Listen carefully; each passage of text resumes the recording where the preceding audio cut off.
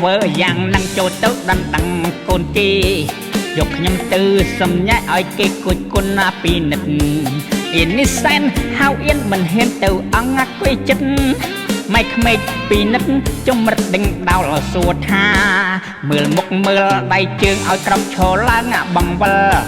សួរថាស្លូតឬខើតើបានរៀនសូត្រដល់ណាឲ្យឆ្លើយថាម៉េចដេញដោលដូចឡើងសាលា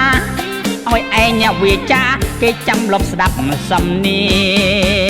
ងបើថាឯងអៀនហើយចុះម្ដេចឡាយវាចង្រៃ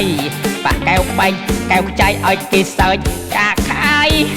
នឹកអន់អៀនហើយសែនស្ដាយណាស់ខ្ញុំស្រាប់តែដល់ពេលបាយមកហូបទាំងឡាយរៀបទៀបត្រាអំភើរឹកយ៉ាងណាដើម្បីឲ្យបានសំរុំក្លិនម្ហូបឈ្ងុយឆ្ងាញ់រវល់តែធ្វើរំទុំឃ្លានណាស់តែរូបខ្ញុំមិនហ៊ានលុកលាន់នឹងគេអាណាហ៊ានលុកលកអើយមនុស្សមកកណ្ដោទៅដណ្ដឹងកូនគេ